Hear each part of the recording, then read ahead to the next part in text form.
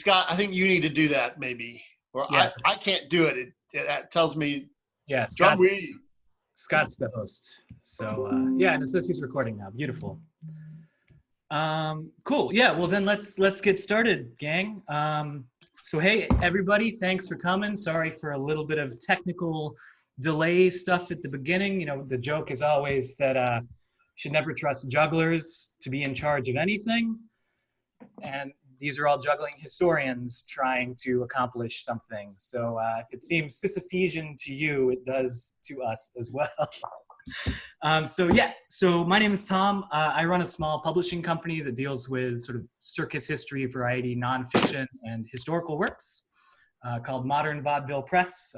Some of you guys, probably almost everybody came through the link on Facebook that was through MVP. So that's that. But I'm not the only representative of the publishing book kind of world here. I think almost everybody on this panel has had some kind of written, published work about juggling or is in the process of working on something. I know Erik has been working on a project about Cinque Valle for a long time. Scott, Cain, he and his brother David. David is prolific. If you've ever gone to eJuggle, you have definitely seen one of the thousands of articles that David has written there. They're beautiful and an incredible resource. Scott himself is kind of the expert on Trixie, Charlie Holland. I mean, we're all going to introduce ourselves later. We don't have to get into that. But I will say that a book that Charlie wrote that I got when I was 16 changed my life. I did not realize that Charlie was the author until I was working in London, went to Charlie's for dinner, saw the book, said, "Oh, you've read that one too?" Looks at me like an idiot, and we're fast friends now. Yeah, so we're a beautiful panel of 7 people. Some of you might be thinking, oh, well, why are these people, these jugglers, these historians, like, how did they get along? We're sort of a little research collective. We have a Facebook group, and we're always posting about, like, weird photos or books. We work with each other on translations, and it's really, really incredible thing. This discussion is free for everybody to attend. If you happen to be working and happen to have some extra money kicking around, we're going to post a PayPal donation thing. No obligation, no pressure, no nothing. Whatever revenue gets generated from that, we're just going to be putting directly back into some research projects that we as a group are working on. We've been building or creating sort of a small library of very hard to find books about juggling, getting them translated, using them in our research. So we're making a lot of very exciting things happen, and we're excited to talk about that some more. So the rest of this time, I believe we have about 2 hours carved out. Might last the whole 2 hours, might not. We'll find out. The very beginning, we're just going to introduce ourselves, talk about the work that we do as individuals or with our twin brothers. If you have any questions, the back half of this entire event, if you have any questions, just type them into the chat box. And Scott, who is acting as our beautiful moderator, will look at those questions and hand them out to people as he sees fit. So he's going to sort of be the question master king. Yeah, and so without further ado, let's turn it all over to Mr. Scott Cain and get some introductions going. All right, thank you, Thom. So what we're going to start with, there's supposed to be 7 panel members. We have one that has not joined us yet. Yeah, I actually just got a hold of Oli. There was a big mix-up on his end. He is unable to join us. He sends his condolences, his apologies, and if we do this again some other time, we'll definitely get him involved. But I think we still cover a lot of experience and ground with the group. Okay, I think so too. So there are 6 panelists. We're going to spend about 3 to 5 minutes a piece introducing ourselves, talking about what our areas of expertise or interest are in relation to juggling history, and maybe also a little bit about ourselves as far as in the juggling world, how we got started and what we've done. And then I'd also like to just start out with one question for all 6 of us is, what one historical juggler do you feel is the most underrated and why? Underrated or underappreciated, I guess. So let's start with, I'll give preference to my brother, or who like I like to call him, my afterbirth who lived, David Cain. Thanks, Scott. You're welcome. Well, I'm David Cain. I am a professional juggler and juggling historian. Been juggling for 38 years, 36 years professionally. I've been doing juggling history work for about 9 years. I've always had a strong interest in it, but I started writing about 9 years ago or so. I've now written 13 juggling history books and about 330 e-juggle articles. I am the owner of the world's only juggling museum, the Museum of Juggling History. You can see a very tiny portion of it behind me. And as far as areas of interest or study, I mainly study from the 1800s and on as far as jugglers. And I also have a great interest in the history of juggling props. I've written 2 books on just the history of props.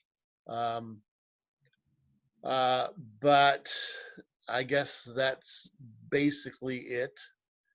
Am I supposed to answer the underrated question right now? Yeah, I would, but let me say that you have some other areas, but you are a collector, so I think that's a specific niche of your interest, and I think there's some other jugglers that you have specifically researched Sure. that maybe you've brought out into the forefront a bit more. So why don't you go to that level? Right. Well, as a collector, like I said, I have by far the biggest collection in the world of historical juggling props. I had the biggest, and then my brother and I bought together the second biggest in the world, Paul Bachman's collection, and so now this collection is enormous and still grows constantly. As far as, yeah, there are certain jugglers that I've researched, kind of brought out from obscurity, like Frank Ledent and Ali Young and Yuna, and just I tend to try not to write about jugglers that everyone knows about. So I've never written an article about Rastelli or Cinquevalli or Francis Brunn or people like that. But so I try to find more obscure jugglers and bring them to light. So that's kind of what I attempt to do. That and try to research types of juggling or types of props and bring all that to the forefront. So that is basically what I am up to. And the juggler that you think is the most underappreciated? Well, Frank Ledent, in many ways, if all the evidence points to him performing 11 balls and 9 plates in his act in the early 1900s, and yet we've until I did much research, we had a sentence or two about him that we knew, and now we have a lot of information. So certainly he would be one of them, without a doubt. Okay, thank you. I will say for the non-panelists, you can, if you have questions you're going to want to ask, you can start to put those into the chat, and I'll try to manage those. You do have some time before we get to that section, but just know that that's how we're going to take questions there. I'd like to next invite Arthur Lewbel, who is merging in and out of his green screen a little bit. I'll turn it over to Arthur. Great. Well, thank you very much. So I wrote the first web page on juggling history. So I think my main attribute now as a juggle historian is that I'm old. So I remember more of the history. I've written about the science of juggling as well. I've got a book here.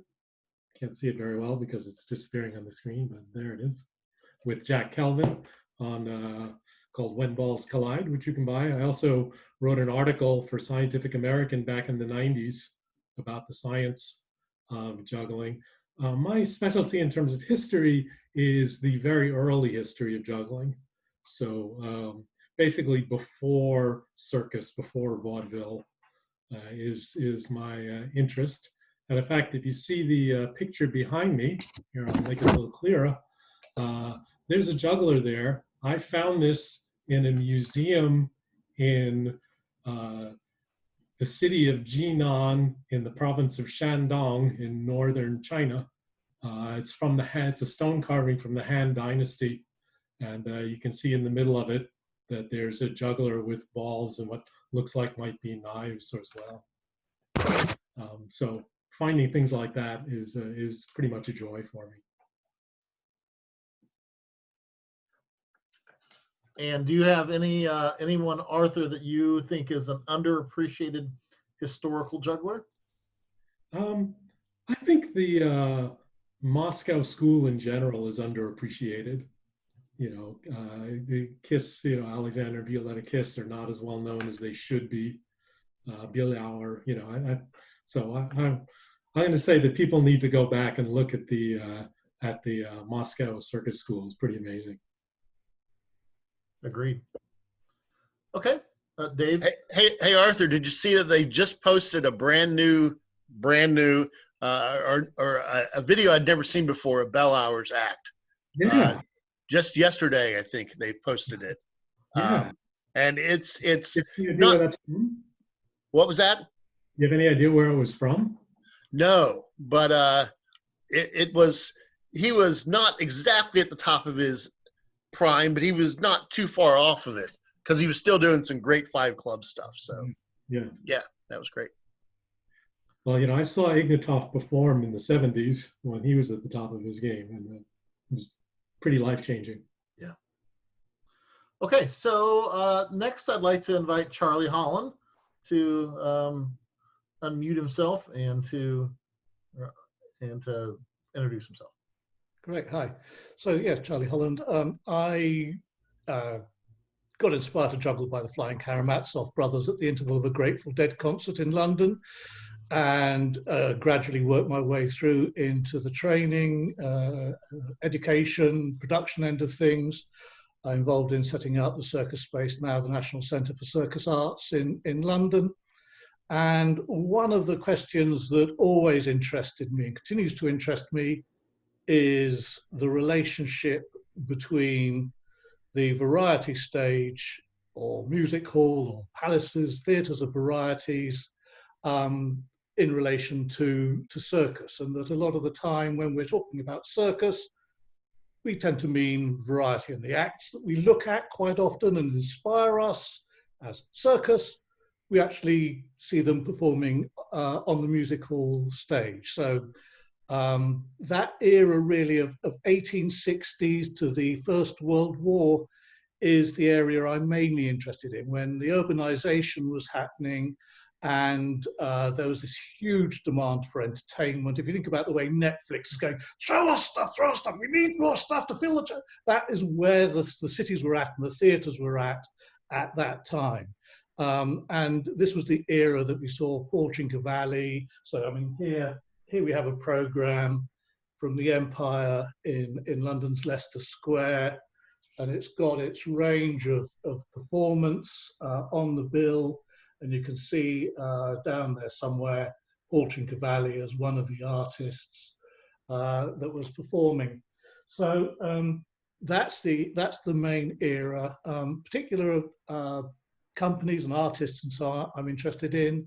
Behind me you can see a 1903-ish poster of the Manga Doors, who were a really interesting French family who married, one of them married a woman from England, and they worked across both and internationally broader, but that was really interesting. And again, just in their personal story, because they had an involvement in the resistance in France during the Second World War. If I'm going to cite a juggler who's underrepresented, underknown at the moment, I've just submitting an article to eJuggle about this chap who not many people are familiar with, who's a guy called Will Hanval. who's actually a Scottish guy originally. And he is the person who the evidence points at as being the first known provable five-club juggler. So while there's a sort of, an American approach that it was definitely the Moats or Pat McMahon, there's some questions. And in terms of what one can actually find out looking at contemporary sources, there's a chance that it was this guy. So more on him in eJuggle hopefully shortly. There we go. Thank you. And just a little hang on, one last thing. Sure. Just mentioned, I did a book about a quarter of a century ago, which is why I forgot about it, called Strange Feats and Clever Turns. And that was a collection of articles. There it is.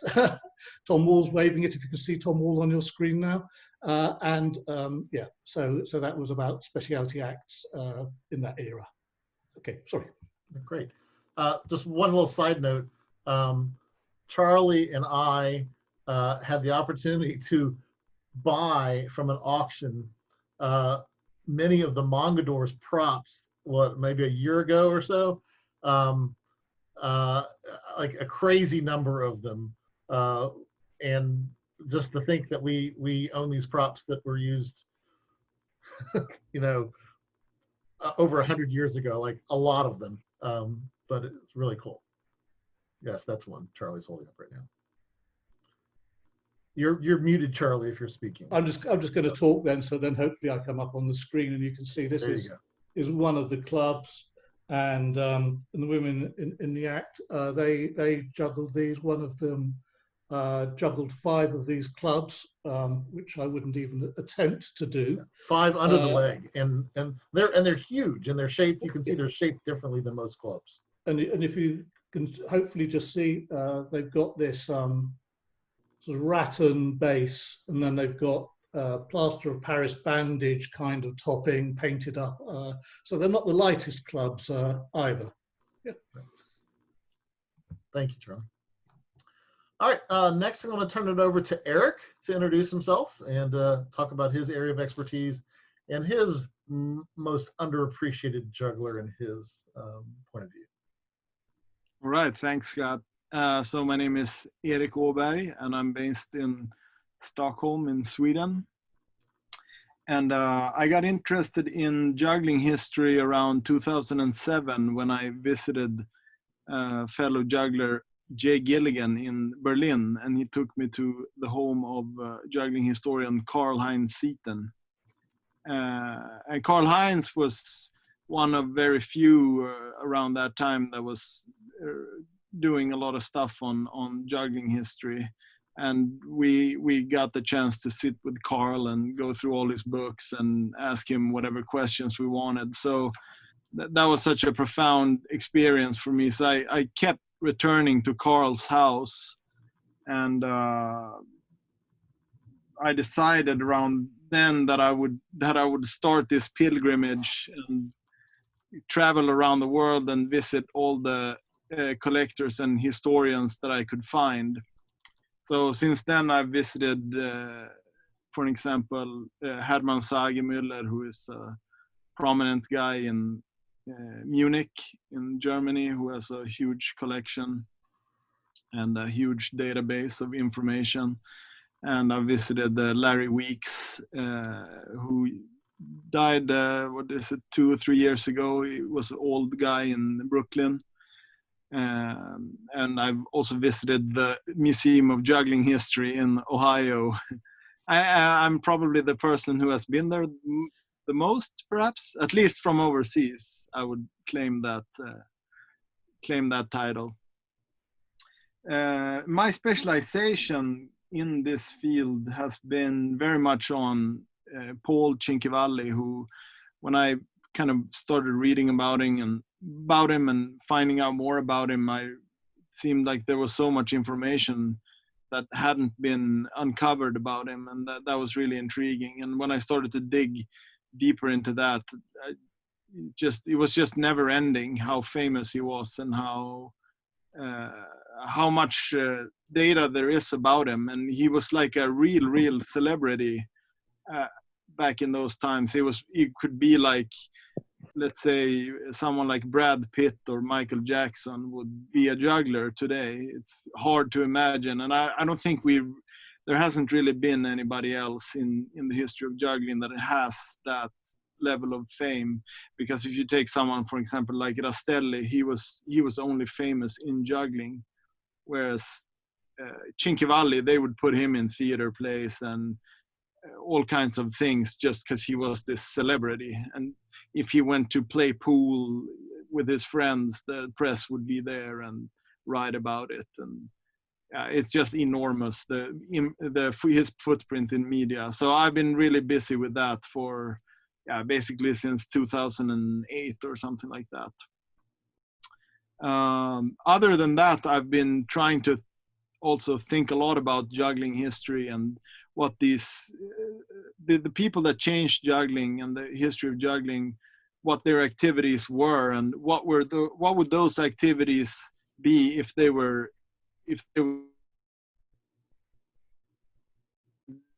be some kind of equivalent of reinventing juggling in the way that Cinquevalli or Rastelli would do it. And that's something that I find very interesting. In terms of the question there, what's the historical juggler that I find most underrated or uncovered? There's been a lot of good mentions. I thought that Arthur said a lot of interesting names there, but the one that comes to my mind is another Russian juggler called Edward Aberg, and he was the kind of the role model for Ignatov and some other people. And so he's kind of in between Alexander Kiss and Ignatov. So those two are, in terms of Russian juggling, you could say they're fairly famous, Alexander Kiss and Ignatov. But Edward Aberg, he's not very well known at all, and he died really young. So there's not that much to be found about him, but when you hear other Russians speak about him, you can clearly understand that he was a really great influence to a lot of people around that time, like the 70s. So I would go with him. Okay. Thank you, Erik. Thom, your turn. Yeah, hey, I'm Thom. I'm a juggler and writer dude, just like everybody else here, I guess. But last year, I published my first book called Juggling from Antiquity to the Middle Ages, which in a lot of ways, if we look at the history of juggling history, it was sort of a departure off of a lot of Arthur's work. Arthur is referenced several times throughout the book, and I went back to find some primary sources that he alluded to. And, so in a lot of ways, my book is a continuation of Arthur's original work, which was compiling all of these ancient details. And you're like, what the heck can we find? And with the way that academic databases have been keyworded and everything these days, it's incredible how much easier research is, especially in something as niche as juggling. Not to say, of course, that there aren't problems and issues and frustrations in researching juggling, especially when we're talking about like pre-1896 textual evidence, because there's this big shift, or 1897, big shift in the semantic scope of what that word actually meant in English. So like when you look at, say, a legal treatise from 1400 Spain, and you have to try and figure out like, what the heck is this juggler that they're always talking about? And see the transition, from juggler to malabares to all these other things. It's crazy just watching the way that language has changed as it relates to juggling. One of my academic backgrounds is linguistics, applied linguistics, so I've always found that interesting. The last chapter of my book is entirely about etymology, which either sounds like a terrible, terrible death march or the most interesting thing in the world to everybody in the audience, I'm sure. So my specialization really is in the really old stuff, the really old dead jugglers. But I know quite a bit about contemporary stuff as well, but certainly not as much as other folks on this panel. In reference to the question, I actually have 3 answers, and I feel guilty about that. But it's more they're more people that have personally inspired me as a juggler. And those would be Felix Adanos. I find that a lot of jugglers don't know who Felix was. Charles Kerrer as well, sort of a slightly lesser known, Swiss juggler. And then in more recent times, I would say Yuri Borzakin. I feel like Borzakin really, I mean, his death cut what would have been an absolutely sensational career short pretty early. But yeah, like that finale trick, his finale trick, he would have a pedestal on his face with a little platform on top, bounce a big ball on top of that platform as he is standing on top of a walking globe, juggling 5 big balls. Like the amount of balance and coordination and understanding of your center to be able to do that, like that's just unparalleled. Yeah, so that's basically me. In my performing life, I toured with Soleil for 5 years as the juggler on Totem, and now I work mostly on cruise ships. Or used to work mostly on cruise ships because that industry doesn't exactly exist anymore. At least for now. Yeah, at least for now, exactly. Okay, thank you. I'm Scott Cain. I would say I'm the least advanced as a juggling researcher or historian of the panel, but I do have some areas of expertise, I guess. I did write a book on Trixie. David, I don't know if you have that. You can hold that up or not. And I've co-written 2 books with David. Dave, don't worry about it if you need to move. Including a recent book, 200 Historical Jugglers Every Juggler Should Know, which in that book we try to cover only jugglers that are either deceased or no longer juggling. And in it we even try to name 30 jugglers as the masters, not to say that others aren't masters, but to try to just really pinpoint some jugglers that had a great influence, had great acts, great technical ability in it. But I don't do quite as much research, I think, as some of the rest of them. I am a juggling collector, not only of props, but also of programs, autographs, such like that. As far as value to the juggling community wise, though, I think my 2 biggest things are one, I try to develop friendships with older jugglers and to hear their stories and record their stories and really find out a lot about them. I've had the privilege of getting to know a number of jugglers who have passed away in the last 4 or 5 years. Betty Gorham, Gildova, Juggling Joe Taylor, Bill Dietrich.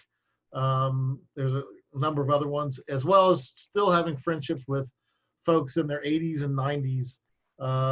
Francine Rose from the Juggling Gems, Bobby Jewell, several others, and just wanting to keep them connected to what's going on in the juggling world now, but also, again, like I said, learning what they experienced, learning what they knew and such. So I've really enjoyed that. The other thing is I try to really keep track of all of the things that go up for auction on the various auction sites and share those with my fellow historians. They probably get sick of seeing 8 posts in 1 hour from the various sites of programs or autographs or things that go up for auction, but I try to find those and share those out so that we can preserve the history and then share it as a result as well. I think sorry, I've got some people that are waiting to get admitted. Let me admit them. I think the juggler, I think that comes to mind being underrated first and foremost is Gil Dova. Gil had great skill, but also was such a wonderful comedian without ever saying a word. And some of the things, his cigar box act rivals probably any really good cigar box act, but he did it perched on 1 foot, standing on another cigar box about 6 feet up in the air. And then just the humor he was able to, some of the original stuff he was able to do, I just love him. So I would advise everyone to seek out video of him. Speaking of which, I'll give a plug for my brother David's last 2 e-juggle articles that have come out are a video library, basically, of some of the greatest jugglers. Many of the people that my fellow panelists have mentioned today already, that if you really want to see a lot of great historical juggling acts and get to know some jugglers you maybe don't know, go to those 2 most recent articles of David's, and you can very quickly in one spot see a lot of great videos of some of the people we've been talking about, including many of those Russian jugglers that we've talked about. Okay, we have gotten 5 or 6 questions that have been posed. So I'm going to go ahead and go back a little bit. I'm going to try to get them in order as best I can. So the first question, wow, there have been a lot. I even missed a couple myself. Give me just a second. Okay, when was the golden age of juggling skill, or are we just now peaking? Let me say one thing on this before I turn it over to everyone else. David did an article, but I really wrote it maybe a couple months ago, where we look at those 30 juggling masters that I had mentioned before that were in our book, and we showed when each of them started their career, and when they ended their career, and then when they were still alive after they had retired, if they got to that point. And we looked at points in time where if you had a time machine, you could go back and go, wow, 15 of the 30 greatest jugglers of all time were still performing at this point, or 14 were still performing here, but another 6 were alive. And so we did pinpoint some different spots in time where you could say, hey, this was part of the golden age. However, I'm guessing if we go around, we each have our own little areas where we think is that. So let's just go down. I don't know if the 6 people are showing up the same for everyone, but if we go down in my screen, Charlie Holland is next. Is that the same view everyone else has? No. Okay. Well, Charlie, I'm going to turn it over to you. Okay. What do you think your answer? When is the golden age of juggling skill, or are we now peaking? I think that there are several golden ages of juggling skill, and they depend upon different factors. So I would say, for example, that if one looks at 5 club juggling, then the fact that Edward Van Wyck started manufacturing juggling clubs around about 1895 is really significant, because you could get clubs that were evenly weighted, that were light, well made, well designed. That meant that technically you stood a chance of doing something that before really you didn't have very much chance at. So 1895, proper juggling clubs, mass produced or moderately mass produced, that was significant. Then you've got the, as I mentioned, that thing of industrialization and of the demand for product, and that everybody, there was a real incentive to get involved in juggling and trying to be the best person to get the booking, because the market was there internationally. And you were talking about being able to see jugglers, and there were times when you could go and see Cinquevalli and Salerno and Cara in the same city, in the different musicals, sometimes both on the, 2 of them on the same bill. So what a fantastic time that was. But then, it carries on. Technically, the standard now absolutely blows, what was done then away. There were great entertainers then. There are great entertainers now. So, yeah, it rolls on. Yeah, I have some thoughts on that. I'm going to piggyback on Charlie here. So I think Charlie brought up a really good point about, it depends on sort of some different aspects or facets. I would say that in terms of pure, unadulterated toss juggling technical levels right now, we've got what, like 2-3 people that have flashed 9 clubs, and somebody get 11 catches recently. Like it's insane. Like that level of lots of stuff being chucked in the air right now is the time.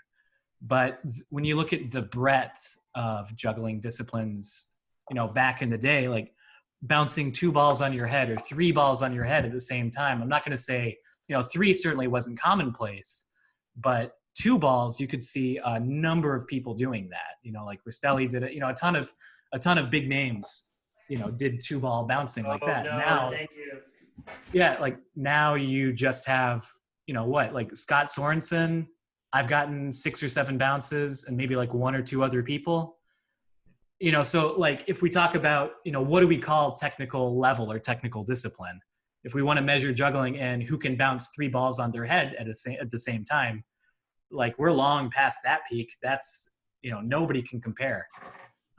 So I think you sort of see, and I've got a long theory about this that has to do with the advance of plastics and mass production, as was mentioned. And I was delighted to see that Lottie Brunn actually agrees with this.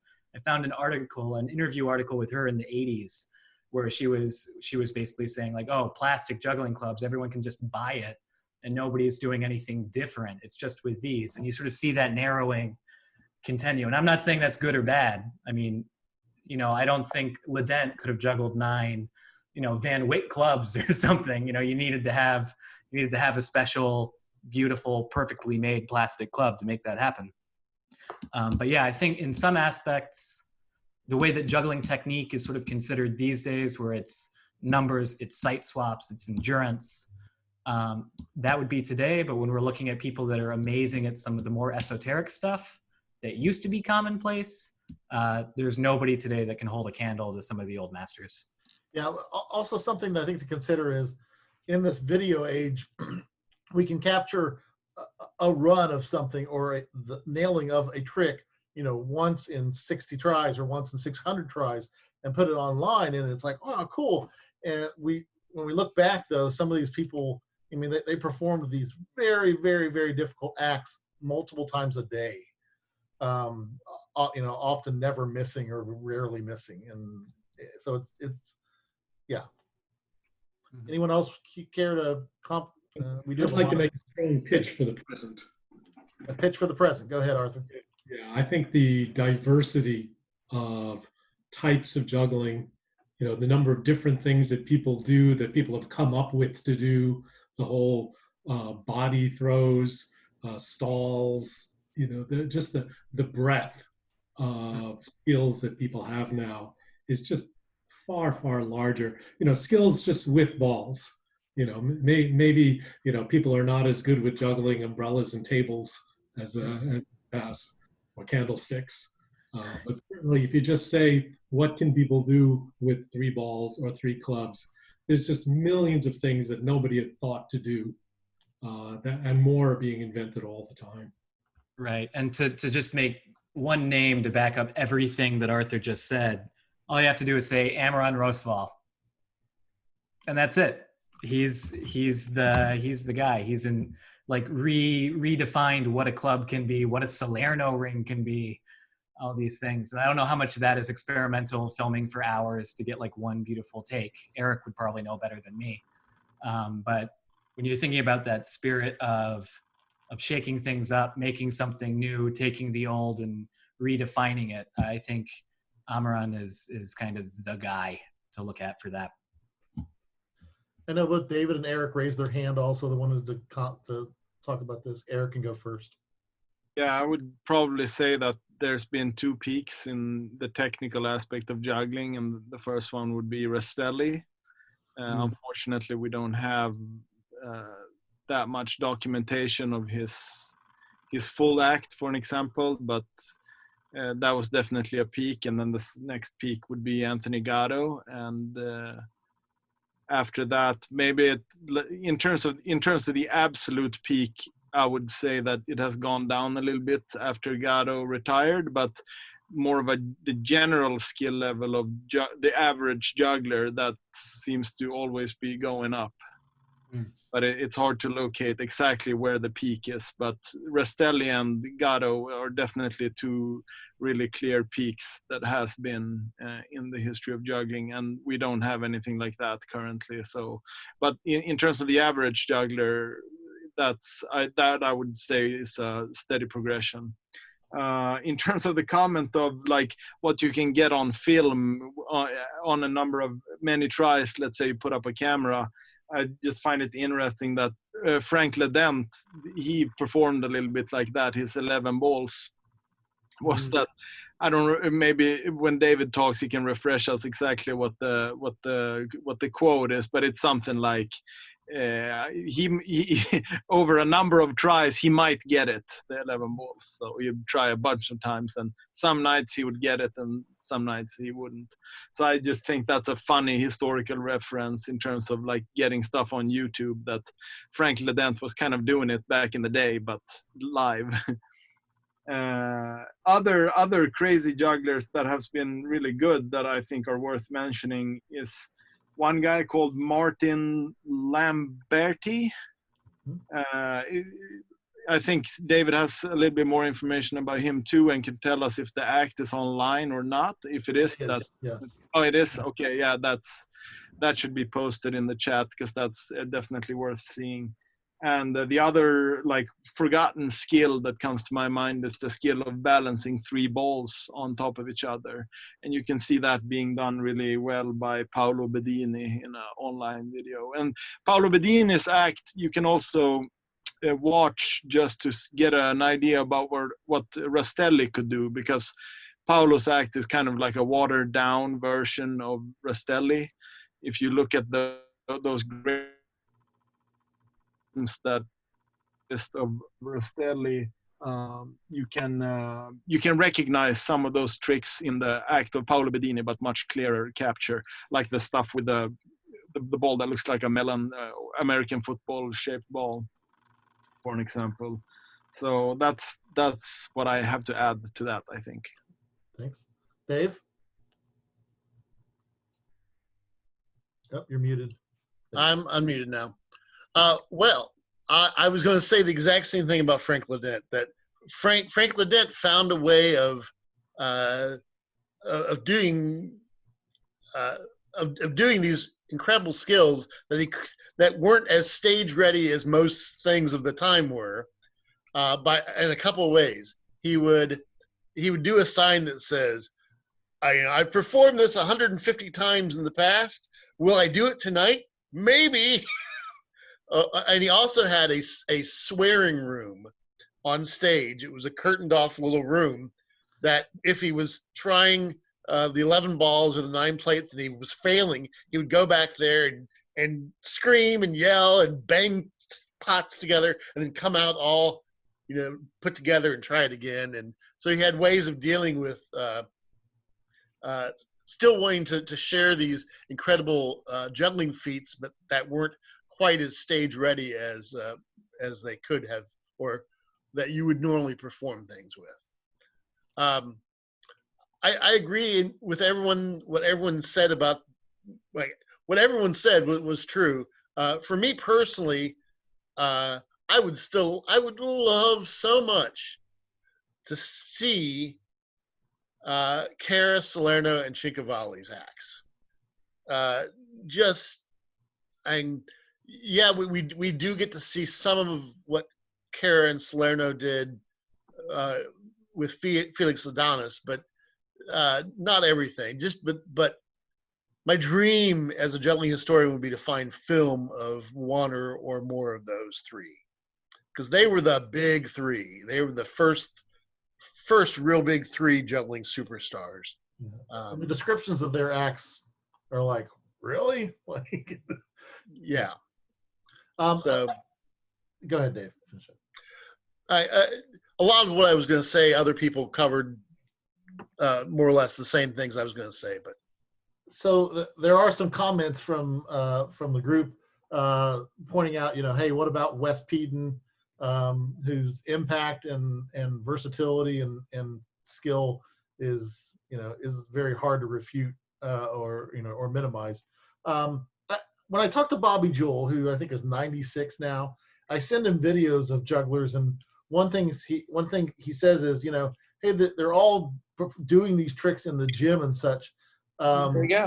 I want to see them have what the skill of their act. There's a lot of jugglers that point to that and just hey, I want to see what the performance ability is, and I have to give Wes a lot of props that his show is just this boundless energy of still amazing things and patterns and skills and variations that is mind blowing. So we're almost an hour in, and I do have probably about 7 or 8 questions that have been posed. So if you don't mind, I'm going to keep moving on that. Let me find the next one I had queued up, and I had to move it. Okay, Jonathan Mazer asks, can anyone comment on who the leading African-American jugglers are, and or what are the African-American experience in juggling or circus has been in the past? He says, at another presentation, I learned that there was a long period of discrimination against African-Americans in the circus, but he doesn't know much more about that. I'll just say a little bit of what I know is Juggling Joe Taylor, who I mentioned I had befriended the last 5 years of his life. He just passed away less than a year ago. But he was a juggler. He was the first juggler to join the IJA back in 1948. And he and other jugglers were performing in segregated theaters throughout the United States, making an impact, being great performers, but were not seen even just within vaudeville or post vaudeville theaters. Certainly, there is even though there's more people of color that show up at juggling festivals now, as opposed to when I started going in the late 80s, it's still a very small population. But certainly I'll leave it to some others, maybe especially Thom or Charlie might know more about from circus point of view. Yeah, I have a couple of comments on that. There was actually a really beautiful discussion that took place. I think it's still going on. There's a Facebook group called Circademics, and it's sort of a bunch of circus people that have an academic bent, like studying circus. That was basically all about non-Westernized circus and things that we would call today a circus discipline, and sort of that racial experience, like a multiracial experience within a circus. But that's a really hard question to answer given how it's framed. It's framed with kind of a Western imperialist colonialist kind of view where, circus is this relatively new thing that was invented by, depending on who you ask, most people will say that it was Philip Astley in the 1700s in the UK. That version of circus is very different than what we would call circus today. And you can't just say that, okay, well, circus disciplines are the things that I see in a circus now, me as an American. So circus includes this and that and the other. And you can't take that idea and then go look at, like the picture behind Arthur, that beautiful image of all the Chinese acrobats, and you can't say, those are circus performers. It's like, no, those are people that specialized in a particular acrobatic discipline, which was later incorporated into a tradition that we call circus today. So it gets a little bit muddy. And as a result of that muddiness, there are a lot of conversations about, members of the other, especially in Victorian times, within the circus, because in a lot of definitions of circus, lowercase c circus, people also include freak show, sideshow, things on the midway, dime museums, music halls. They conflate a lot of things. In my understanding, just from what I've read, a lot of the things people point out today as, hardline exploitation, they often bring, Barnum into those conversations and a bunch of other sideshow and dime museum operators like, I think, Singer and some other people. That is a very different entity than what we would call circus today, like a dime museum, because officially it had an academic bent. There weren't a lot of zoos around in the late 1700s, going on in the early 1800s. If you wanted to see an elephant or a rhinoceros that was alive and not just a drawing in the book, that was where you went. So they did have sort of a pedagogical angle, but there was also a lot of hyperbole, showmanship, outright lying, and a lot of greasiness behind the scenes. There's a really beautiful book that approaches those issues within research, as well as giving a really nice biography of a bunch of different marvels or wonders, talking about a lot of natural born freaks and people that were born like the Jojo the dog face boy and people like that. I'll post a link. It's called The Wonders by a guy named Jonathan Wolfe, and it is absolutely tremendous. And if Jonathan, if you send me an email or something, I put together kind of a reading list that talks about different aspects of a non-Western view of things that we would call circus today, and I'd be happy to share that, or I can even post it in the group chat later on. That's my answer. Well, so I think there are again some interesting questions here. Researching it isn't as straightforward as one might immediately hope. So a key point is this transition from a juggler being a trickster, a cup and ball merchant and so on, into somebody who had an act which involved throwing and catching objects. And that transition comes around about, I think Thom will nod if he agrees with this, around about 1860s kind of period of time. That pretty much before that time, if you saw a reference to a juggler, it could very well be a reference to a magician of some sort. So that's one question looking back. A second question is whether somebody who was portrayed as, or portrayed themselves as a black juggler, for example, on the English stage was actually a black juggler, because there was a huge fashion for the exotic. And this would mean that if, for example, I'm doing a biography on a troupe of acrobats called the Crags, but early on, they had a completely different name, which they'd picked up as De Castro, Alberto De Castro, because they wanted to sound exotic. And I think looking at quite a few, if one goes back into the newspaper archives and you have a look, you'll quite often come across actors who are billed as a Negro juggler, but actually were they? And so anyway, I was looking at this yesterday. What I was going to attempt to screen share, because this is just interesting. So let me just have a go here. Hopefully it'll work. Oh, no, it's disabled. There we go. So unless that magic happens, let me just read it out. So it's a very short clip, and it is, so it's finding it, not that one. Here we go. The case, this is from the Globe and a couple of other newspapers in October 1874. The case of Charles Madonna, a Negro juggler, who being charged with having caused an obstruction, was said to have been harshly treated by the policeman who took him into custody and was disposed of, as in the case, was disposed of at Bow Street Magistrates Court yesterday. The magistrate thought the constable had exceeded his duty, and he discharged the defendant with the remark that the police should act with moderation and use their power carefully.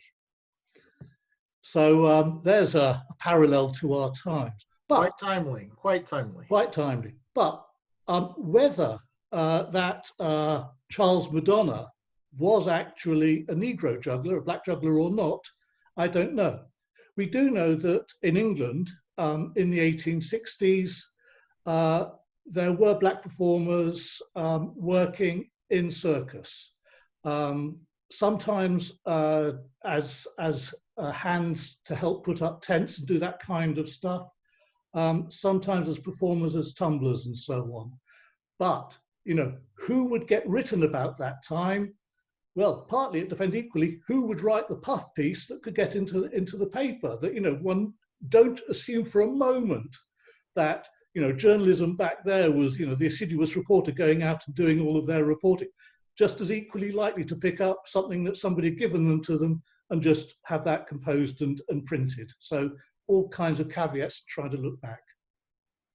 Okay, great.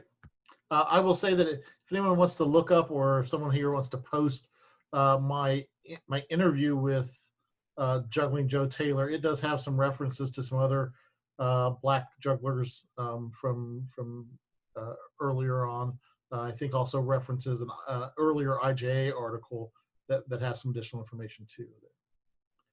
Okay, the next question is from the esteemed John Wee of the Passing Zone. Who is considered the very first comedy juggler, specifically using verbal comedy? And who was the first comedy juggler duo or team? I assume the visual comedy was used before verbal comedy, correct? Question mark. Let me ask David to start with that one. Well, I think we used to say it was that it was claimed to be Harrigan or one of those folks, but certainly we know that like old Malabar in the 1830s was doing talking during his act. Comedy talking. Yeah, talking comedy juggling. Don't know that how that would compare to what we call comedy juggling today, but he had humorous patter going on. But certainly people like Jim Harrigan, who I wrote I'm not sure that's been published or not yet. If it has been published, it's coming out soon. An article I wrote about him. And Dorinda and Breen was an early comedy duo. I will try and do some more research on that, but in the vaudeville era, I think those are the some of the ones that claimed to be the first talking jugglers. In fact, I know in my article about Harrigan, which I don't think has been published yet, there were a couple different people who laid claim to that bill being the first talking jugglers. But anyone else have any insights on that they want to share? Erik? Yeah, so Cinquevalli is probably the first juggler to work really closely with an assistant and having like a comical back and forth with them. Cinquevalli did not speak on stage, though. It was all physical comedy. But he had a number of assistants that he would develop comical skits and things in the act with. And the older he got, the more prominent this part of the act became. And from, I think, 1899 to 1910 or something like that, he worked very closely with a super talented assistant called Walter Burford.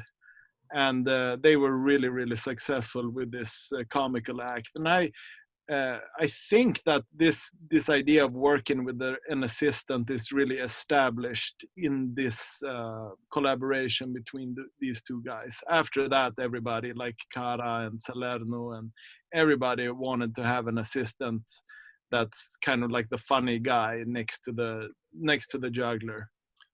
And sometimes the assistants became pretty famous. Like this, was it Conkus that had Julius Newman as his assistant, and he became a pretty famous on his own for his comedic work. And then later on, he became the assistant for a different strongman juggler. But he was so. Yeah, it was the same with Cinquevalli. When Cinquevalli retired, someone else hired his old assistant. Okay. And in the case of Conkus, I think Conkus died, and then the assistant moved on to someone else. Yeah. So yeah. Charlie, I saw you raise your hand. I thought on that too. Yes, and I think that it's an under-researched area, that question of both talking and of the music in or accompanying acts in the pre-recorded era. You know, we know, for example, that Cinquevalli was filmed, but what we don't have is that film. And we know that when they were filmed, that didn't mean to say that, you know, if they did their act to music, well, it would have been silent film. And then there's the question of, well, are there any band parts remaining? So I think that as an area of academic study, that question of which of the speciality acts spoke on stage without microphones and so on in that era, and which of them used music, what music, how, is a really big area to explore. The next question, I'm going to read it, but I think maybe we might need to pass because it could probably take a whole 2 hours.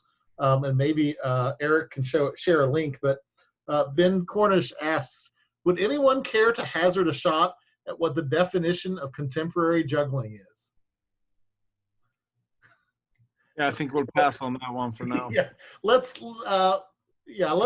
Juggling that's happening today. Done. Full stop. Literal definition. We're done. We don't need to get into anything else. Thank you, Ben. I love you. Yeah, that's a question that we've been. Erik has been leading a charge on that, but that's a loaded question. So let's move on. How's that? What do we know? Sorry, do we know of any early hat lines when asking for money, passing the hat? I'm opening a book. You guys talk among you. I think there might, if there is a reference to an old hat line, my guess is that the oldest would be in this book. It's a book that it's called Sports and Pastimes of the People in England by a guy named Strutt. That was published, well, this is a republication, I guess, from 1903. But, okay, so one of the issues with trying to figure out this is exactly what Charlie was talking about. It's like, okay, well, we have a piece of evidence, but there are still a lot of questions from this piece of evidence. Was there sound? Things like that, just like really basic things that haven't been recorded, even though we've got the best primary sources available. Historically, jugglers and, jugglers, talking juggling, old school, what juggling means, animal training, magicians, all that stuff, they were of such a low social standing that the literate people at the time, the people that were actually writing the books, they didn't see any value in preserving that aspect of life at the time because it wasn't godly. It wasn't a high thing to be doing. It wasn't science or art. It was a guy on the street with a trained bear juggling 3 rocks, yelling at people, just to put it like very bluntly. So if we're trying to find something from at least, a pre-1800s kind of thing about, what did somebody actually say on stage, that's pretty hard to pin down. The oldest evidence that I have of a juggler saying anything in the context of a show is in early medieval Ireland. I think it was in the 11th or 12th century. The Irish had a lot of legal treatises that had to do with the like where jugglers were allowed to be and what they were allowed to do, and if a juggler got hurt while he was doing a show, like would he get compensation for that? If he hurt an audience member, based on what prop the person got hurt with, the juggler had to pay a fine of a certain amount. So like there was a lot of codification. And one of those things that they said in this treatise was, if there is a dying man, somebody dying in bed, a convalescent who is about to gasp his last breath, there was absolutely no reason whatsoever for a juggler to ever be allowed into the front door of that house, because Irish jugglers at the time were famous for the juggler's bellow, where they would just, basically, from what I can understand, they would just scream really loud. And that was part of their shtick. And it was common enough that they had to put it into law that jugglers are not allowed to bother the convalescent. So that's interesting. But that's not a hat line, so sorry I didn't answer your question. Anyone have any other insights on that question? I don't. I don't know that I recorded anything about a specific line, but certainly in my eJuggle article about Old Malabar, it talks about him passing the hat. I'd have to look back, but I could have talked about, there may be something in there about that. but I'd have to look at that, and I don't have that in front of me at the moment. Yeah. All right, Scott, next question. Just a second, sorry. Okay. And thank you to Gabrielle and others that are posting some of the links we're talking about. That's very helpful to us. Appreciate that. Thom mentioned the awesome technical challenge trick. Does the panel have a favorite trick, either or of technical mind-blowing move, or a favorite simple move that's always a winner in any situation? Yeah, and that question jumped off of my description of Yuri Borzakin's act, doing that bounce pedestal on top of a walking globe while juggling 5 large balls.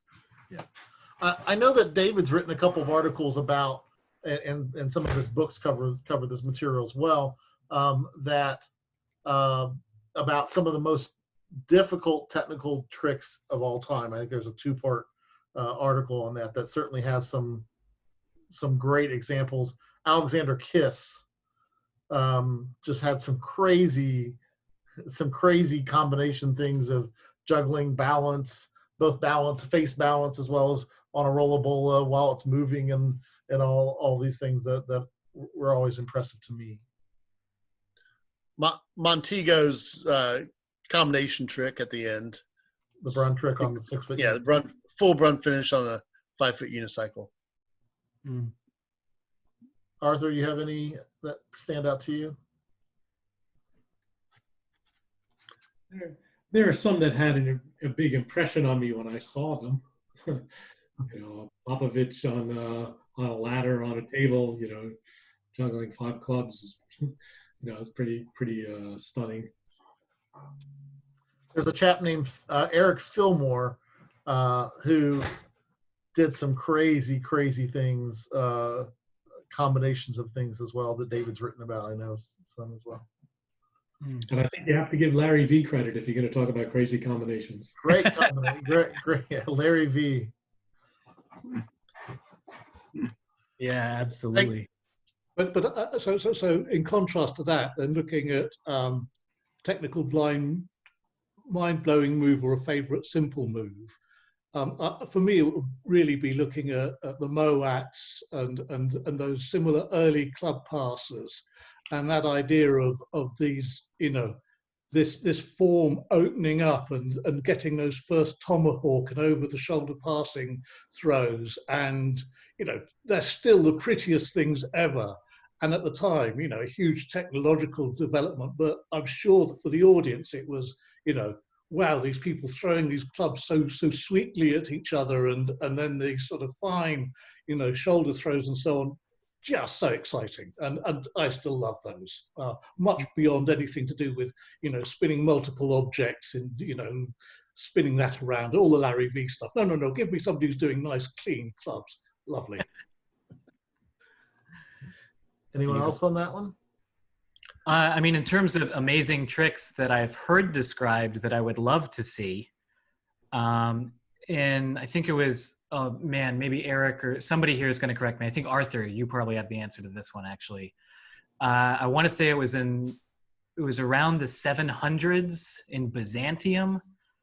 There was a story of some kind of juggler or entertainer that stood on one side of a king's court and threw small, like a pea-sized ball of dough at a spike against the wall and impaled it. And it's only referenced vaguely in passing in like 1 or 2 old books. I have no idea, is this just like an oral history that somebody jotted down on a napkin and, whatever. I've got no idea, but that just sounds like the weirdest, either the lamest or the absolutely coolest thing to see on stage ever. So I'd love to see how, what dramaturg helped him figure out the staging for that particular number. And can I change the subject just very, very, very briefly? Sure. I've been flipping through this Sports and Pastimes of the People of England. This kind of answers or edifies a little bit of an earlier question about the level of technique. So this is under a chapter of this book, which is titled It's chapter 5, Dancing, Tumbling, and Balancing, Parts of the Joculator's Profession as Performed. And the title's like a paragraph long, but it's about 17th century English street performers.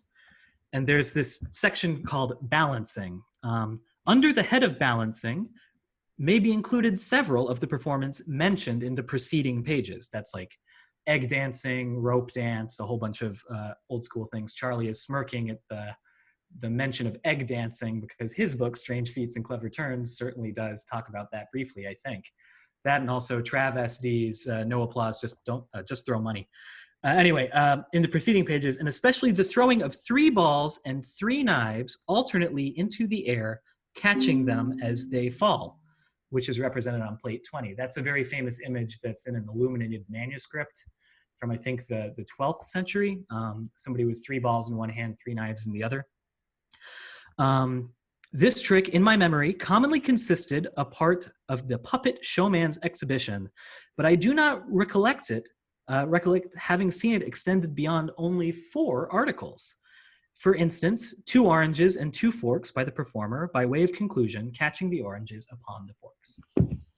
So there are, this goes back to the idea of, well, like way back in the day, how good were people? This also goes into like Victorian age showmanship and advertising, jugglers claiming they could do, n+5 instead of just n objects. Where like you have this illuminated manuscript that shows somebody juggling 6 mixed prop items, and then somebody that is more or less, closer to being contemporaneous than us, saying, "Hey, I've never seen this with more than 4. I don't know what's up with that image." So. Let me say real quick, the throwing the balls of dough at the spike on the wall reminds me of something that Truzzi performed in his act, which was he would line up cans or bottles on one side of the circus ring and stand on the other side and throw balls over his shoulder and knock them all off. That's awesome. So you got to question, how long did that take to get that good at doing it, and how well was that received by the audience? Yeah. Erik, did you have something? With anything, like in the variety performance world, like if you work with Fritz Grobe up at the Celebration Barn or something, at least contemporary eccentric variety performance, one of the staple ideas is how can you do absolutely nothing but get a laugh or applause? Like, can you get applause by lighting a cigarette lighter? Like it's a writing question. And so like I could see like the ball of dough, the trick that you just described, I could see either being absolutely an incredible showstopper, or it could just be absolute garbage. Like, why bother watching this? But I mean, the same thing can go with, a lay audience watching somebody juggle 7 clubs. Right. Like they want to see you throw one really high, not 7 really high. Come on, guys. Or Abner the eccentric with a push broom. Yeah. Yeah, exactly. I took the image behind me here of this Han Dynasty 2,000-year-old juggler. He's got a lot of balls and knives there. Yeah. I'm guessing he didn't actually do them all then. Mm-hmm. And it's in that beautiful Hallmark style too. Right over the head. Before I move on to the next question, I wanted to say that apparently Gabrielle, who I gave credit for sharing so many of the links, is actually Scott Seltzer from eJuggle that is on Gabrielle's account. So thank you, Scott, for doing that. Erik, yes? Yeah, in terms of things that I would like to have seen, there was a juggling historian in Berlin called Max Koch, and he died in the 60s. But so this is obviously before YouTube, and even when it was still very uncommon to have film of jugglers. But Max Koch, he lived in Berlin where all the jugglers would pass through. So he saw all of them. He saw Cinquevalli and he saw Rastelli and saw everybody there. So jugglers would come to Max Koch and he would explain the tricks using balls on a table. So he would place out the balls. I don't know exactly what he did, but I know that he did this. He would explain juggling tricks. So he had a little he could juggle himself, but he was not a great juggler. But he could explain tricks to people there. You could go to Max Koch and he could explain acts to people by somehow describing them using balls on the table. And there's pictures of this, but there's no descriptions or anything like that. But that's something I would really have enjoyed seeing, what those conversations would have been, because everybody went to visit him, like Francis Brunn and Lottie when they were younger. They would go to Max Koch and look at old props and pictures and stuff, and he would just be crazy to be a fly on the wall there with a young Francis Brunn who goes to Max Koch and gets the Cinquevallis act explained or something like that. So that would be a lot of fun, I think. Yeah. In terms of seeing like crazy tricks, it comes to the name of the jugglers, unfortunately slips my mind. He was not a famous guy, but I think he was German, and he had this weird neck thing that's really rare, a really rare neck condition where you can turn your head completely 180 degrees like an owl. So he would juggle 3 balls, and then he would slowly just rotate his heads until he was looking the other direction. I should try to find his name. He's not a famous guy at all, but when I visited Sagemille many years ago, I was there for a couple of days, and then just the last 10 minutes we were there, he was just like, "Have you seen so-and-so?" And I was just like, "No, I've never heard of him." And he took out this little postcard of this guy and the postcard is just that. If you don't know what the trick is, it's kind of a weird thing. It's something like the dog-faced boy or something, because it's just hair in the head. And he's juggling 3 balls, but it's his turns his head around. But there's another picture of him from the side where you can see that he's looking backwards. So that would have been really cool to see. If anybody remembers the name of this juggler, please let me know. I'll try to look it up. I think he's in one of the books, but yeah, that would be cool. Yeah, I'm starting to talk a little bit more about, I think we're all collectors here too. One of my favorite little pieces of ephemera that I have in my basement is, it's an envelope addressed to Max Koch from Francis Brunn. It was listed on some postcard collector's website a long time ago. And I was so hoping that there was going to be a letter inside of it. It's like, what is Francis telling Max about? And I think I was working in Japan at the time or something. And so I had it delivered to my parents' address. I think my mom is actually watching this right now. And I asked her, "Oh, like, please, that thing came. And, oh, that letter from Germany. Come on, like, open it." And it pulls it out. And there's also the receipt for how much I spent for an empty envelope, it turned out. It's like, "Thom, what are you doing?" It's like, "Mom, I've got a job. I'm working for Soleil. I'm working in Tokyo right now. I don't need your guff." It was a lot more polite. "I love you, Mom." But the beautiful thing about that envelope is that Francis's return address it's just a stamp. But it's back when he still went by Franzel. So like it was back when Francis was very, very young, which I found to be kind of interesting and exciting. So. Okay. We've got a lot more questions. We're certainly probably not going to get to all of them. Let me at least, I probably won't even get to half the questions we have, which is great because that means we have engagement and maybe a good starting point for the next time we do this.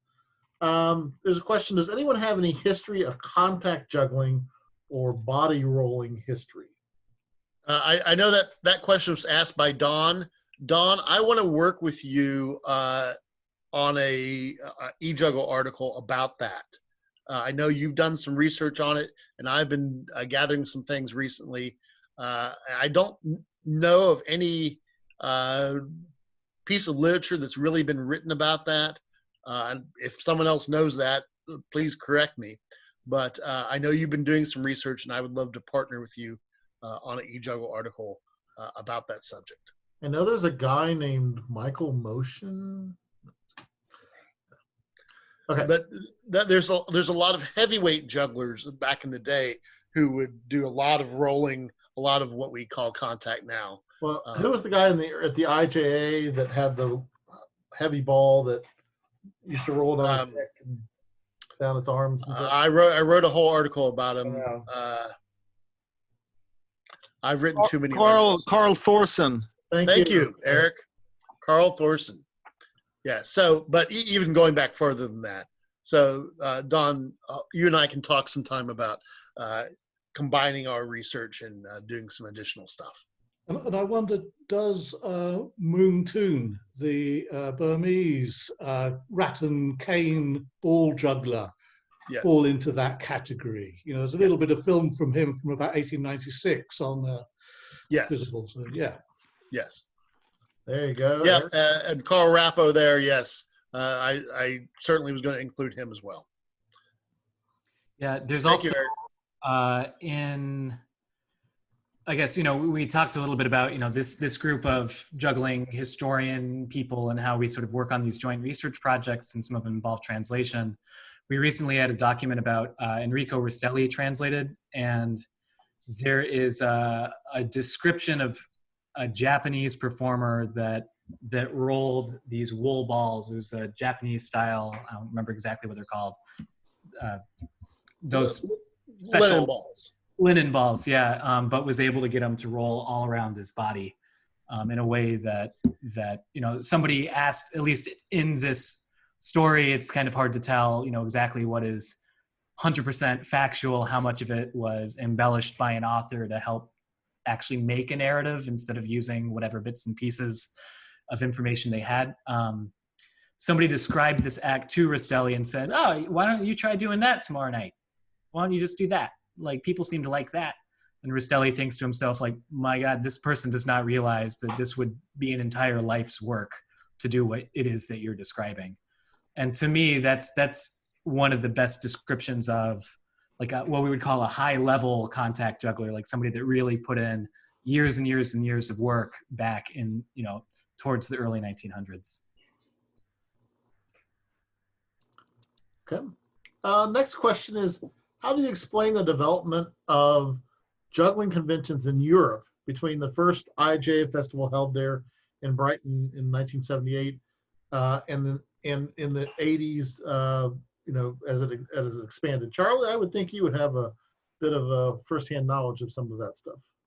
Yeah, so I think the first European convention I went to was in Wiesbaden, Frankfurt, I think, which was organized in part by Paul and Gabby Keast, who then went on to set up Cascade magazine.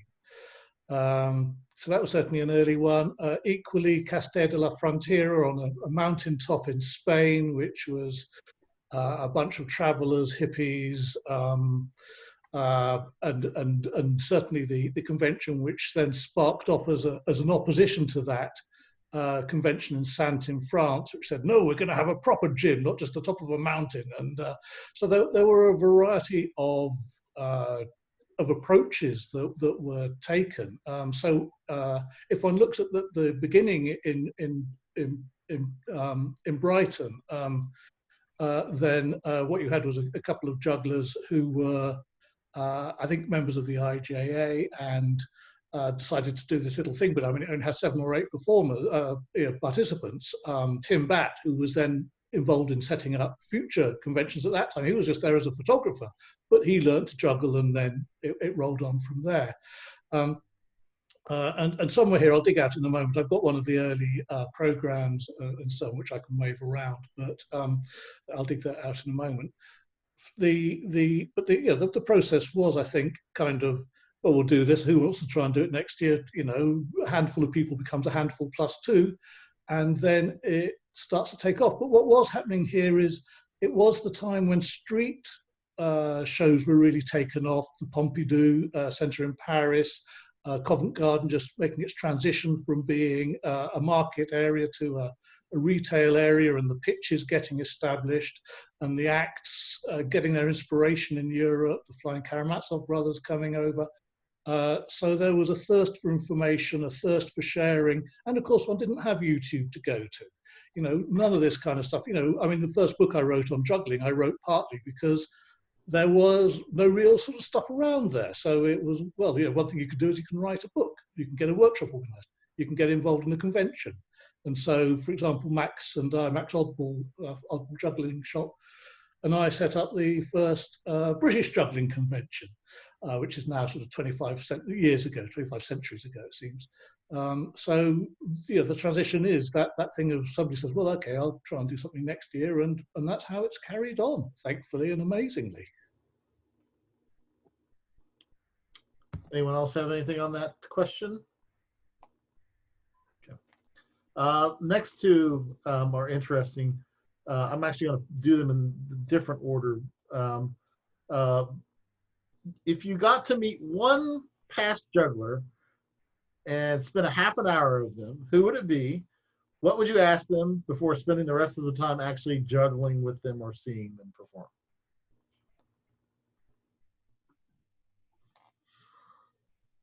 I guess you can go back in time for this. Charlie, who's that you're holding up? I have absolutely no idea who I am holding up. I've got no idea who this is. But it's a cabinet card, so probably dating, I think, from around about 1870s, 1880s. And you can see on the table next to her some bottles of clubs and some balls and so on. I'd love to go back and I'd love to be asking her, you know, what was it like to be a female performer at that time? You know, this was still I think, a fairly rare thing that you had female performers of juggling. You know, acrobats had only come into really sort of being acceptable on the stage in the late 1860s, beginning of 1870. So that would be my approach. Is, you know, can we talk a little bit about the history of the female juggler, the female performer on the stage at that time? Well, mine would be a female juggler as well, Trixie. I did have the pleasure of getting to meet Trixie in 1991 at the IJ Convention Festival in St. Louis. But I would love to have got to spend a half an hour talking with her and seeing her juggle in her prime. She just was an amazing juggler. So I guess that would be my choice. Erik, do we know your answer already? Well, the obvious one would be to talk to Cinquevalli for a little bit. I'd probably ask him which tricks he invented and which tricks he saw other people do. I have a feeling that, because there's so many tricks that become attributed to him, but I have a feeling that others were involved somehow too, and it would just be interesting to get some clarity in that situation. And obviously Rastelli would be fantastic to meet him. I would love to know exactly what the relationship between Rastelli and Takashima was. If he actually saw him himself, or if it was just someone that his father had seen, or how that whole thing came around, because that seems to have really shaped the way that Rastelli worked. Erik, if you could see one Cinquevalli trick of him do it in person, what would that trick be? The human billiard table, when he has a jacket with pockets in different places, and he throws balls and manipulates balls around the jacket, and his assistant also played the pool on the back of his on his back, and he also did another interesting trick that I have here, so that he holds two billiard cues and rolls two balls on top of each other back and forth here, so the balls travel back and forth like this. Do you think that was gimmicked, Erik? Yes. Yeah. I'm pretty sure it was gimmicked. I would have. It would have been lovely to see it live, because I also have a hard time understanding how that could not appear gimmicked. If people were just seeing things in a different way back then. Well, Because I know, that's for true. example, when film started coming around, that when they started to do these edits of, you hold your hands like this and then you cut the film and you have a bunny there, and the people thought it was real magic. So it's possible that things were just perceived in a different way back then, but that trick just seems to be too much to me. I don't know. Right. So that would be great to see and discuss with him. Arthur? Well, I have a I'd question. also want to see a woman, but I'd need to learn ancient Egyptian to talk to her. We know who you're talking about then. You really like to go far back in your history, don't you? Absolutely. Yeah, I'd like to see Lisa and, the old Chinese jugglers too. Thom? Yeah, well, I mean, I have a follow-up question for Erik, which is, let's say, because I'm interested in, Cinque Valley. Maybe Erik can go talk to Cinque Valley and I can go hang out with Rastelli or something. But with Erik, knowing Cinque Valley's relationship and understanding very early on of like PR and sort of creating your own mythos around you, if he knows that you're a juggling historian coming from the future, what are the odds that you're going to get a straight answer about anything from Mr. Cinque Valley? Well, I think I could scare him quite a bit, to be honest.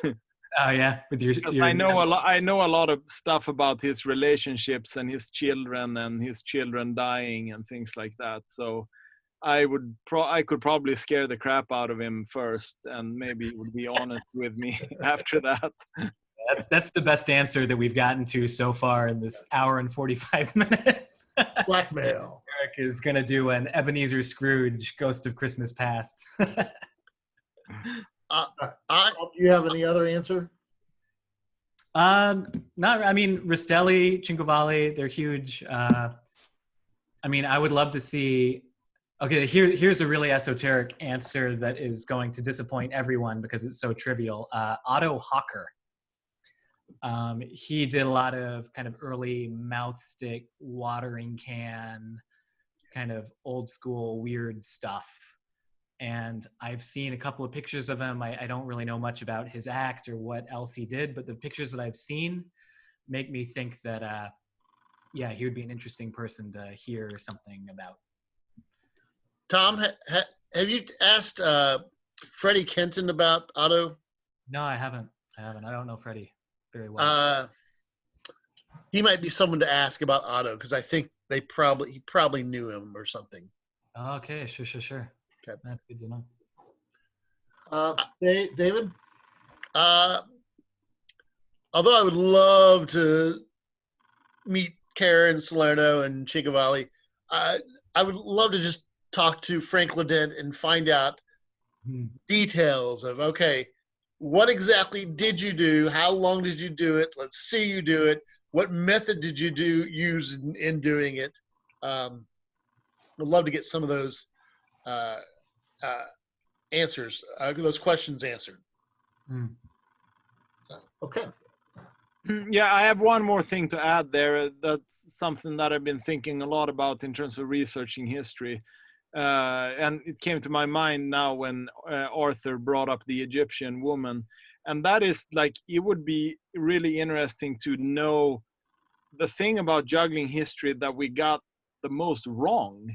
Like I've always have this, because there is this minor possibility that let's take the Egyptian image as an example, that it's just a woman who is holding two, rotten apples, and then there's a splashed rotten apple on the wall or something. That it's something just completely that we just completely misunderstood. I do think that it's a depiction of juggling. I'm quite certain that it is, but it would just be interesting for us to know, like, we probably screwed something up, and I'm sure we have. What that would be fantastic to know. Or if there was someone super famous that just was completely wiped out from history, right? That would be interesting too. Yeah. On the note of the murals in Beni Hassan at Beni Hassan being wrong, Penn and Teller, they had a TV show a long time ago called The Magical Mystery Tour, And, you know, they went to India and looked at like Indian magic and sort of tracing the roots of that. And, you know, this, that, the other. And they had seen an image from the tombs at Beni Hassan that somebody believed, I don't know if it was them or one of their colleagues or something, believed that was the first example of the cups and ball game, you know, chop cups and, you know, where did the ball go? Where did the ball go? And that turned out to be totally false when they talked to some Egyptologists. I don't remember if it was like, well, those are actually beehives and those are beekeepers. And what the hell are you talking about? Chop cups? Like, what is magic? I need to go back and watch it, but it's a parallel to what you're describing. Aren't there some like translation errors too that can be found in the history of juggling? I'm thinking about the Jewish rabbi. Isn't there something there? Yeah. So who was it? I think it was Shimeon ben Gamliel. I think I'll try and do a screen share if I'm allowed. Yeah, I can. I'll pull this up. While you're pulling that up, then let me just wave this around, which is the 1981 European Juggling Convention. You can see as an IJA affiliated, or indeed really organized convention there, with Tim Batt as one of the organizers, Tim Batson, and a tribute to Rastelli. So there's a bit of recent-ish history. Yeah. I'll note while Tom's looking for that too, that we have had I think the last person that has joined this group is a bit of juggling history himself. Tim First has joined. So hi Tim. For those of you who don't know, one of the early Karamazov brothers. Yeah, beautiful. Okay, I found this thing to answer. Oh, host has disabled screen sharing. Okay. We can enable that. That would be cool. Otherwise, go buy my book. It's on page 48. For those of you following at home, but yeah. So this is something. How to share it myself, and I don't see how to allow someone else. It's okay. I'll post an image of this or something in the. Just buy Tom's book, like you said. If you have the book around, you could just hold it up, maybe. I don't. I actually just mailed my last copy because I sold the last copy that I had in. But anyway, yeah. So there's the Leiden manuscript edition of the Jerusalem Talmud, which was finished in around the year 1300. And so, you know, this is, you know, before the printing press, right? So when you wanted to copy a book, you would copy a book, letter for letter, word for word, going along. And there's a passage. I found this with a friend of mine, this guy Matthew Goldstone, who's a PhD in Jewish studies, and he speaks all of the languages that are relevant at the time. And he found the section where it says they say about Rabbi Shimeon ben Gamliel that he would dance with 8 torches of gold, and one would not touch the other.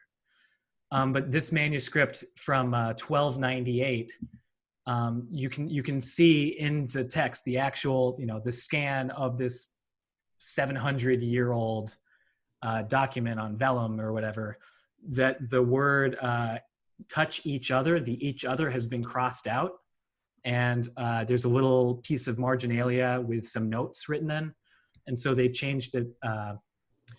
They changed it to say that they would not touch each other, and the original version was that they would not touch the ground, which is such a, like, that's not a mistranslation error. That, you know, we're writing from one language into the same language just to make a new version of the book.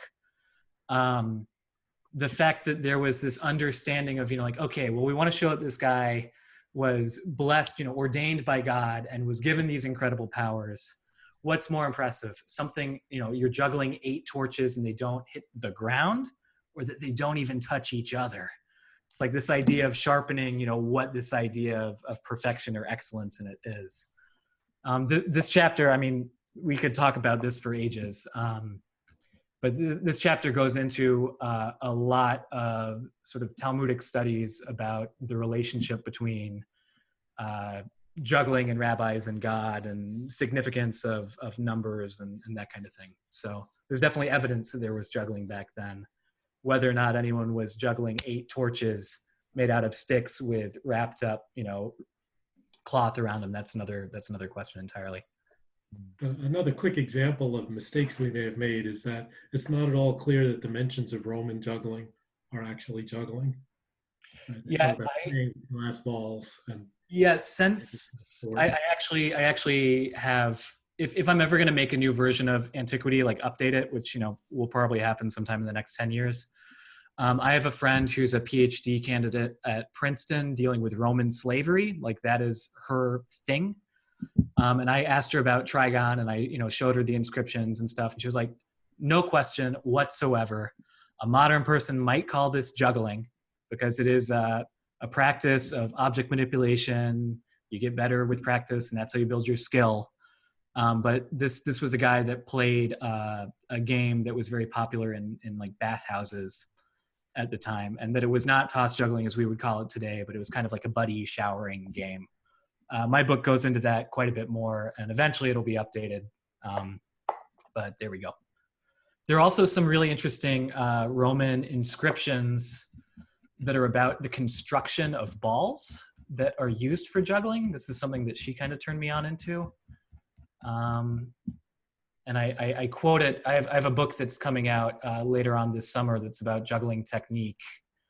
And I use that as an interest creating device. And it's from Marshall's Epigrams. It's number 1045. And it's this pajanica ball that swells with yielding feathers is not so soft as the inflated balls, nor as hard as the handballs. And that's in some long epigram about balls that were used in the context that we're describing right now. But traditionally, I believe they were all it was all done with glass balls.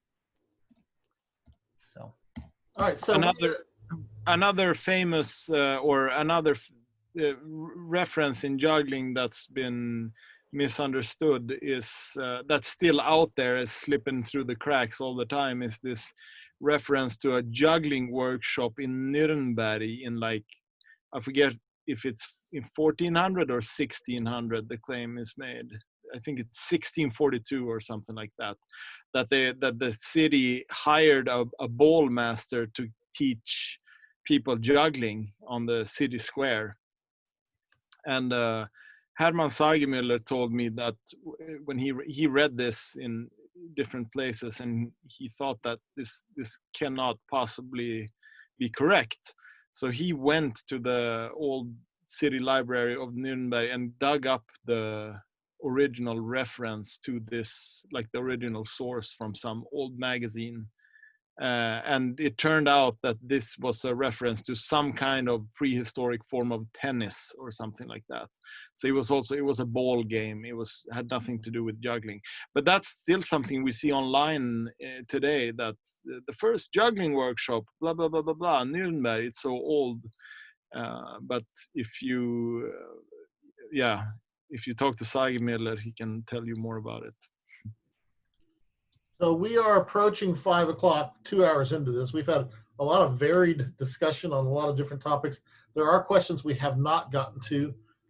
Do we want to continue on, or do we want to call it at 5 o'clock and allow everyone to have 1 minute to wrap up anything, or schedule a second one? I think we should wrap this one up. I will let you know that the IJA has asked me to, or is talking to me about doing something during the virtual IJA convention. So maybe we can kind of maybe do a part 2 of this as part of that. That might be a good thing to consider. But I think 2 hours is enough time in one sitting for anything like this. So we have had probably about 40 to 42 or 43 different people, some that have had to come and go, that watch this. We are recording it. Hopefully that will be made available. I think we do need to, even though all of their names have been mentioned here, give some acknowledgement to Karl-Heinz Ziethen, Hermann Segmuller, and Max Kopp as being people who have helped preserve juggling history and been juggling historians and laid some of the foundation that allows us. There's probably a group, I would say maybe about 15 current juggling historians who do have a little group that we chat back and forth, a private group that we do, with Alan Howard, Ollie, Niels Duker. Niels, a number of other people, and we do have to give kudos to those that help preserve the history that we can now continue to build upon. Mm.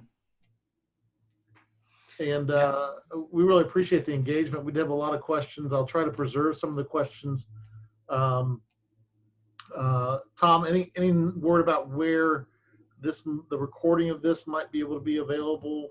Yeah, so Scott is recording it. When he ends the recording, it'll download to his computer. Scott, we can talk about that offline, you sending it to me. I'll get it up onto the MVP, the Modern Vaudeville Press Facebook page. So it can be preserved there, shared, done, whatever. And yeah, if Scott, if you want to send me those questions or post them in our little group, perhaps we could write a couple of short answers and I could share them through the MVP site as well. Great. I would absolutely love to do something like this again sometime in the future. It seems like a lot of you guys in the audience, you enjoyed your time here as well. We might be able to mix things up with the panel, see if we can get Niels in here, see if Ollie's around, see what's available. And yeah, I think it'd be awesome to all meet again and sort of be dorks together. Anyone else want anything? Close with anything? If you again, it's been mentioned that we do as a group try to get some juggling books that are only in languages that we don't speak, translated into English. That seems to be the shared language for us. That's something we've been trying to do at some significant cost. So if anyone does want to help support that, Thom, did you share a link at some point with that? Yeah, I'll post it in the group again. It's just it's like a PayPal me link. All of this money, if again, like none of this we're not begging for cash. It's just you had fun. You're working. You got a couple of dollars. You like juggling stuff. Like recently, and a lot of the books that we are having translated, these are like academic translations. They're certainly not like literary, easy to read quality, and a lot of them are like, they're Soviet books that it's impossible to track down who the copyright owner is from an international copyright law standpoint. So it's really more to inform our work as a primary source as we create secondary sources about it. But yeah, that would be killer. It would be beautiful. So. All right, I'm going to stop the recording at that.